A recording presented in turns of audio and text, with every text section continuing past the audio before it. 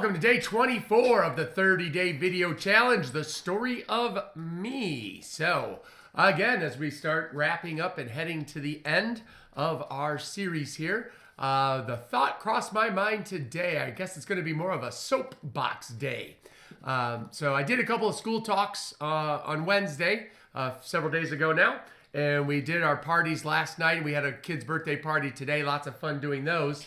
But in the process of doing all that, it reminded me of the concept now that's happening of participation awards. And so here I am stepping up on the soapbox of what the hell? Right? So life doesn't reward you for showing up. You don't get coddled in the nature world. And so where I start to see a pretty big split in what I would consider a negative and a problem in our society is everybody's trying to foster to the lowest common denominator. But in the nature world, it's the exact opposite. Only the strong survive.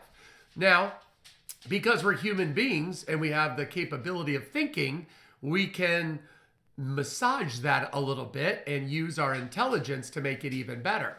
And what I'm thinking, for example, currently schools pay attention to the kids that need the most help. And so until you start getting into high school and advanced college or advanced degrees, then you don't really see those specialty classes. Like high school has the AP classes where you can really start to put the smart kids. But even that, here in Troy, there's been this big, huge fight over the past year of we're getting rid of the title, but we're not getting rid of the class.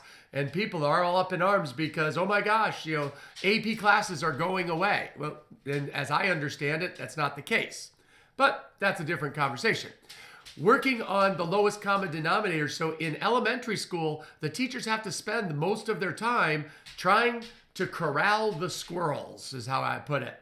And so they're trying to help the kids that need the most help so that the other kids end up suffering because they're always having to go backwards or slow down. Where in the nature world, the slowest animals don't survive. They get eaten by the bigger animals. So an animal might have 5 or 6 cubs or babies, depending on what the species is and what they're called, and only 2 or 3 make it because the other 3 weren't strong enough. Now, like I said, I'm not talking about taking it that far for us humans, but what about that general concept? And so starting to give kids awards for showing up because you're afraid of hurting their feelings doesn't help. It's weakening our species. And so trying to create an atmosphere where kids are rewarded for hard work, I think is paramount and key to success for children. You do start to see it in blocks. And because I have the advantage of going to multiple schools, it's easier for me to see because I get to see it firsthand. Meaning, there are some elementary schools that are really, challenged. Let's go with challenged. That the kids are barely learning math skills of, basic addition, basic subtraction, possibly multiplication. And then there's other schools, more advanced and or private schools in some cases, where the kids are using Excel and doing spreadsheets and creating programs at the same exact age. And so seeing that discrepancy is, that I can see as a problem, and I would love to be able to solve that. Again, that's going to be a separate issue, but deciding that the kids should get an award just because they participated, I don't think teaches them anything. Being able to say, hey, great job, you guys tried really hard, high five, what did we learn this season?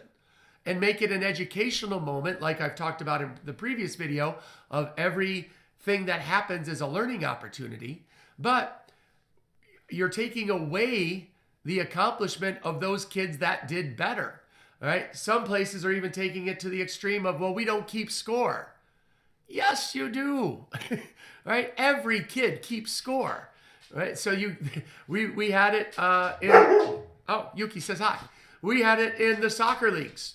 We would talk about it. The kids would come off, and it's like, okay, hey, you did a great job today. No, we lost like 8-3. Well, we're not keeping score.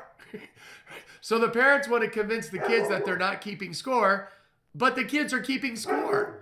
And so part of what got me onto this concept was I remember in high school when I was playing basketball, when we went to camp, there were, the coach basically said, well, we're going to divide you guys up into multiple different groups because we want to figure out who our starters are this year. And so that was the premise, and I use that word specifically. Premise is different than the reason. So what ended up happening was there was an A, B, and a B team. So guess what? We instantly knew which team were the starters. Well, the A team are the starters. I and the rest of the guys were on the B team. And it was all the other kids. It wasn't the seniors and the top kids. But the coach swore to us it wasn't A for starters and B for bench. Right? It was just a matter of we're just mixing it up. But then for the entire week of camp, nobody changed teams. Nobody from B went to A and nobody from A went to B. So again, let's go way back to the beginning of an adult lying to us. And so why do we have a hard time? Why do I have a hard time trusting what people say? Right? Well, because most of my life I've been told things and people didn't mean what they say. So by showing up and getting a participation reward, what are you earning? Right? Well, we're saving their self-esteem. Well, if their self-esteem needs saving, there's 100 other ways to do it better. Right? Why not reward that hardworking, good effort and make the kids want to perform up rather than let's all perform down? When I was in baseball and in the city leagues, there was an all-star game at the end of the year. And there was a lot of pride if you made the all-star team because not everybody could be on it.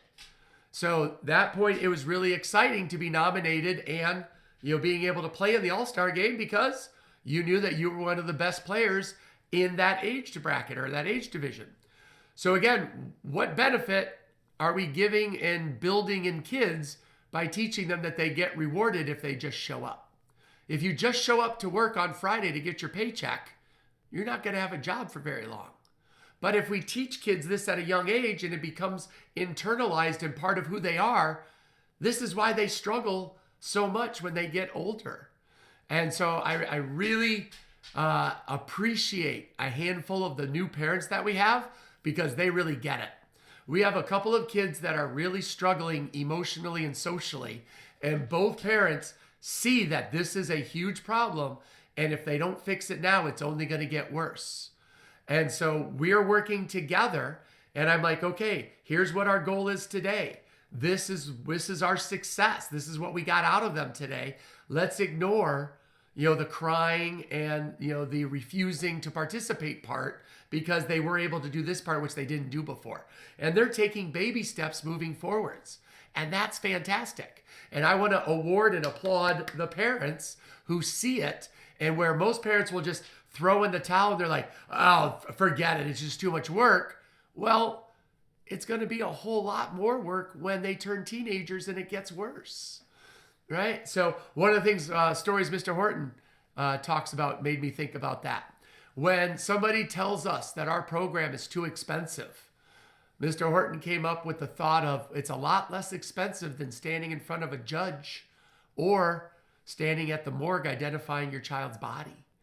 And when we put it into that frame of reference, that's one of the things probably 2 years ago that really gave me a mind shift of the things we're doing for kids now are changing and improving their course of life forever. And so if we don't help them, we're risking that opposite. They make mistakes. They get in with the wrong crowd. They break the law and have to stand in front of a judge. Well, now suddenly, guess what? Those parents aren't going to be able to stand up and say, well, it's okay, Judge. He didn't mean it. And the judge isn't going to care.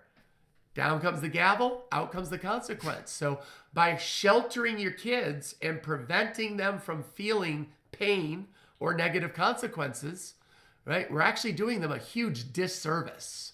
We'll tie that in as a separate nugget. So participation awards suck. My words. And then number 2, by sheltering your kids from negative consequences, right, you're actually harming them in the long run. And we see this, it's prevalent in the generation of parents these days. I don't want my kid to feel pain, so I'm going to do all this stuff for them. You're weakening them every time you do that, right? At the kid's birthday party today and the pizza party last night, every parent right away, give me your shoes, give me your coat, you're teaching your child that you're a servant, right? The kids walk in, and if they look at me, I'm like, great to see you. Your shoes go over there. Your coat goes over there. Have a seat. We're going to get started in a few minutes. And you know what? 100% of the kids can do it. They can follow the instructions and take care of it. The parents that jump in and want to swoop up and pick everything up, you're setting yourself up for a lifetime of pain. Your kid's going to be living with you when you're 40.